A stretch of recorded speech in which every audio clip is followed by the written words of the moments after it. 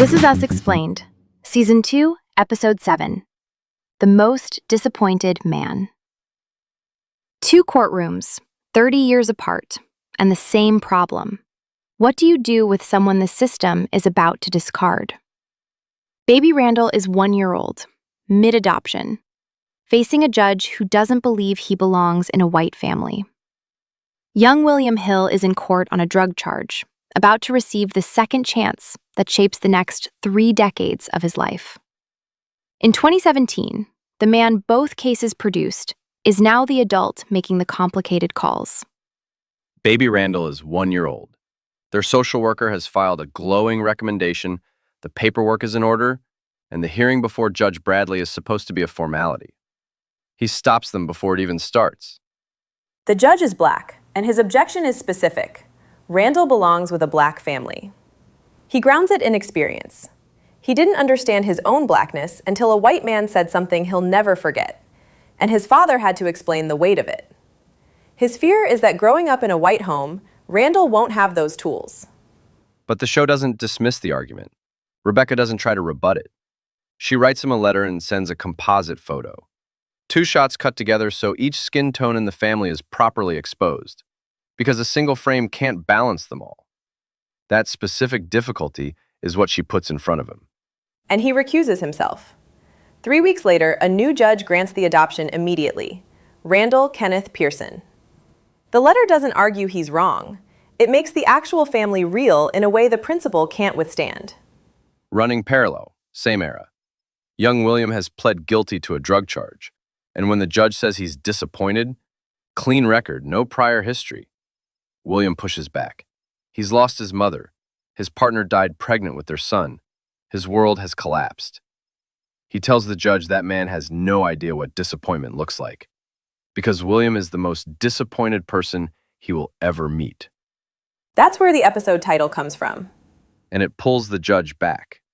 He visits William privately in jail afterward, not as a follow-up, but as a confession. He sentences people every day, 5 years, 10, 15, already knows how those stories end, and fears he's a close second to William in disappointment. But he wants to write a different ending here. The deal: reduced sentence, real help, one condition. If William ever starts heading back toward that corner, picture the judge's face and choose differently. He holds that promise for 30 years, long enough to be at his door when Randall shows up to introduce himself for the first time. That visit is woven through the episode's final scene, as Randall tells Beth it's why he won't close the door on Shauna. Now it's 2017. Randall takes Deja to a court-ordered prison visit. She wore her mother's favorite outfit and saved her allowance to bring her. Does Shauna come out? The caseworker brings the news. Shauna opted out, and Deja barely reacts, which is its own answer. Beth wants Shauna cut off. Randall goes alone, hears she'd been jumped, didn't want Deja seeing her face that way. But the real conversation turns territorial. She tells him he's only on the other side of that glass because things broke his way, and people who have choices do the preaching. Right, and he can't argue past that. So he thinks about William, alone for decades, needing a connection that didn't exist yet. He gives Shauna their phone number and tells her to call Deja that night. He's not excusing her record. He's refusing to close the door that nobody closed for him. Right. Kevin's thread is the episode's darkest.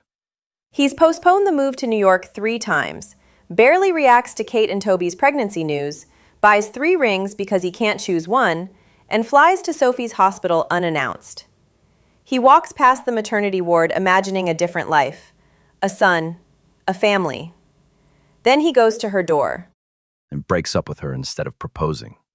He says he's empty, that showing up at her door the first time was a performance, him trying to be his dad or Toby or some hero from a good movie, not himself. He's saving her from 40 years of disappointment. But the actual cause, the medication, the drinking, never surfaces. Sophie gets a breakup speech with nothing real in it. She has no idea what she's actually dealing with. 3 rings. Not romantic uncertainty, someone who can't commit even to the gesture. Exactly. Kate floats a courthouse elopement. No father-daughter dance, no guest saying Jack would have loved the day. Toby sees through it, talks to the photo on the mantle, and re-proposes with a real ceremony in mind. Does Kate go for it? She says yes, choosing the version with grief built into it, not around it. Which loops back to Rebecca's letter. The Pearsons keep at it and don't stop. That's the spine of every story here. William kept the promise, Randall kept the door open, Kate chose the harder version. Shauna is coming for Deja the day she gets out. Kevin cut Sophie loose without naming the real cause.